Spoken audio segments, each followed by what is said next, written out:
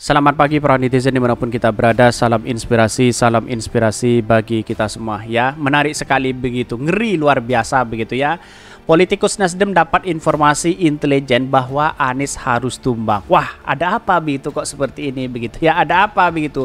Kok begitu takutnya kepada Anies Baswedan? Ada apa? Kan itu pertanyaannya begitu ya.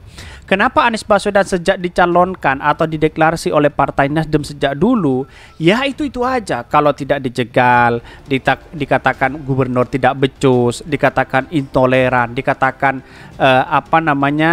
non pribumi, dikatakan wan abut dan sebagainya begitu ya. Kok aneh begitu ya? Kenapa survei-survei di urutan ketiga Anies Baswedan selalu dapat seperti ini begitu? Justru kalau survei nomor 3 kan sebenarnya tidak diurus begitu kan, dilupakan aja kan, kira-kira seperti itu begitu ya. Jadi kenapa kok ada seperti ini begitu? Ini kacau begitu. Kita harus tahu ya siapa mereka begitu. Tetapi mari kita baca terlebih dahulu komentar-komentar netizen seperti ini. Ini komentar-komentar netizen ya. Saya dapat informasi dari intelijen. Saya dulu di Komisi 1 DPR ya selama 13 tahun membidangi intelijen. Ada instruksi Anies ya harus dikalahkan atau tumbang, kata Effendi Hoiri. Wah, menarik begitu. Siapa mereka begitu ya? Oligarki nggak suka Anies Baswedan, tikus tidak suka tempat yang bersih, terang, rapi. Tempat tikus ada tempat yang bau kotor, lembab, dan acak-acak. Apa maksudnya ini? Nggak aneh ya, ini operasi hitam ini akan dilancarkan. Bisa saja itu terjadi begitu kan. Kenapa saking paniknya, saking takutnya kepada Anies Baswedan bisa seperti ini begitu ya? Mereka membuat rencana boleh-boleh aja, tapi ada rencana mereka akan berjalan sesuai rencananya masing-masing. Ini bebas mau ngomong apapun, bukankah setiap manusia diberi kehendak bebas ya? Bahkan bebas pula untuk menggunakannya. Tapi ada juga orang-orang yang tidak percaya adanya kehendak kebebasan itu. Ya bisa saja begitu. Kalau memang ada intelijen yang memainkan ini begitu, siapa mereka begitu kan? Nah, pada hakikatnya kenapa dalam hal ini kok Anies Baswedan yang lalu kemudian seolah-olah dimusuhi bersama begitu kan, sedangkan Pak Prabowo biasa-biasa aja begitu ya. Kenapa kok ditakuti begitu? Justru orang-orang yang takut kepada Anies Baswedan itulah yang tidak punya prinsip sama sekali terhadap demokrasi kita begitu. Dia kalau punya prinsip demokrasi kan ini kan bersaing secara akal sehat begitu ya, menang kalah kan begitu logika kita begitu. Ya kalau ingin menang terus ya jangan menjadi calon atau siapa begitu ya. Bahkan mereka membuat rencana boleh-boleh aja, tapi rencana mereka akan berjalan sesuai rencana mereka. Ini bebas mau ngomong apapun ya nih, ngeri sedap. Wow. Kalau rakyat menghendaki sebaliknya bagaimana Om? Ini banyak sekali, kotor sekali ini. Kalau Allah berkehendak Anies jadi presiden, siapa yang bisa halangi? Dan kalau Anies betul-betul jadi presiden, instruksi tersebut ya akan ya terjadi sesuatu yang mereka sesalkan, baik si pemberi instruksi maupun si pelaksana instruksi. Gelar tikar. Ini banyak pro dan kontra melihat dari perkembangan ini. Dan ini menjadi trending luar biasa sekarang Pak Surya Paloh dari Partai Nasdem begitu ya. Karena apa? Karena pada hakikatnya mungkin ya karena kadernya sendiri yang melakukan tindak pidana korupsi akhirnya ditangkap oleh Kejagung begitu ya. Jadi artinya mungkin ini menjadi tantangan besar kepada Partai Nasdem dan di partai koalisi begitu. Apakah benar bahwa Anies Baswedan ya kalau dikalahkan ditumbang atau apa begitu? Begitu takutnya begitu ya. Padahal Anies membantu ya kita, perubahan bangsa kita bersama-sama begitu kan. Boleh Anda tertawa hari ini karena memang tidak punya dampak masih tidak merasakan dampaknya seperti apa. Seperti lapangan pekerjaan, makannya susah, terus kemudian masih beli sana sini begitu, harganya mahal luar biasa begitu ya. Kita lihat itu, tapi mari kita baca terlebih dahulu beritanya seperti ini. Ini beritanya ngeri, politikus Nasdem dapat informasi intelijen Anies harus tumbang. Wah, kok gawat ini begitu ya. Dikutip dari Demokrasi begitu, beredar kabar ada operasi intelijen untuk menumbangkan bakal calon presiden yang diusung oleh Partai Nasdem ya, PKS dan Demokrat, yaitu Anies Baswedan di pemilihan presiden di 2024. Bahkan dia mengatakan, saya dapat informasi dari intelijen. Saya dulu Komisi 1 ya DPR selama 13 tahun membidangi intelijen.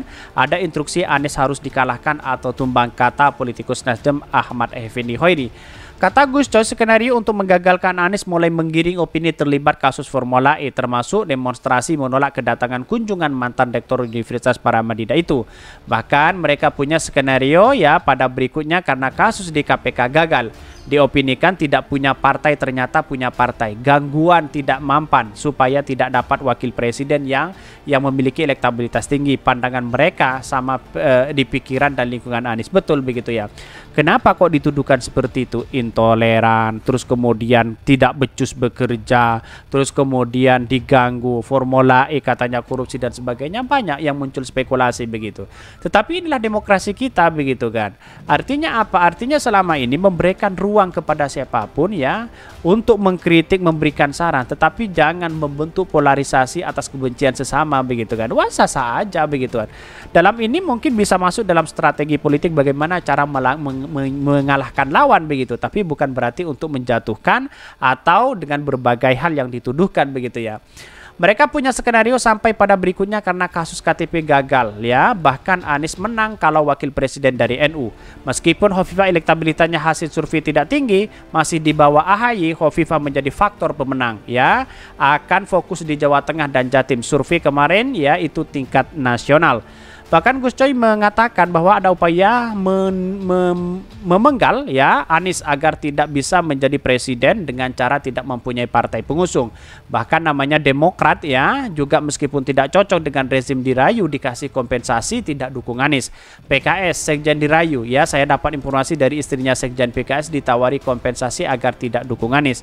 Gus Coy juga memanfaatkan KPK untuk menjegal Anies ya. Ini kata Gus Coy ya nih, memanfaatkan KPK untuk menjegal Anies agar tidak bisa menjadi calon presiden. Ada langkah berikutnya menjegal Anies. Target KPK won terus. Deklarasi Nasdem Surya Paloh mengusung Anies dalam rangka melawan KPK. Bahkan ini terbongkar cara menjegal Anies Baswedan. Anies Baswedan akan dijegal dengan berbagai cara ya di Pilpres 2024, diantaranya lewat Formula E, menyebarkan fitnah di media sosial, spanduk tunikan bapak politik identitas. Wah, banyak begitu kan tudingan-tudingan seperti itu. Tapi tidak mampan begitu ya. Kenapa? Karena masyarakat sekarang sudah cerdas melihat peristiwa-peristiwa apa yang dilakukan mereka begitu.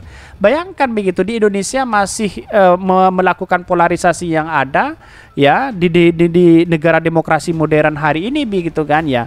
Padahal kita itu bersaing secara gagasan ya, gagasan dan bagaimana pemikiran-pemikiran itu diterima oleh masyarakat dan disesuaikan dengan kenyataan begitu ya. Keempat ya, kata Smith, walaupun nanti Anies di kontestasi Pilpres tak ada jaminan hajat nasional itu akan berjalan fair. Ada indikasi KPU bekerja sesuai arahan perintah pemerintah. Bisa saja seperti itu ya. Yang ditakuti itu adalah KPU begitu ya. Bisa saja ya memainkan peran di situ begitu kan, karena inilah politik. Saya kira melihat dari perkembangan ini semoga netral-netral aja begitu, biar punya rekam jejak baik bagi dari Bawaslu, baik dari KPU dan sebagainya begitu ya. Bahkan jika ingin menang di Pilpres, Anies harus geser dari sayap kanan ke tengah begitu ya. Tetapi kalau wakilnya Bu Hovifah saya rasa baik begitu. Kalau Bu Hovifah dia mau begitu, tapi kalau tidak mau mending cari yang lain ya, seperti Yeni Wahid dan sebagainya begitu kan. Sebagai bentuk bahwa persoalan itu akan dimenangkan oleh Anies Baswedan. Artinya di koalisi perubahan itu butuh kemenangan sekarang begitu, bukan butuh siapa yang maju mencalon presiden dan A, C, B dan C, begitu, butuh kemenangan. Intinya seperti itu begitu.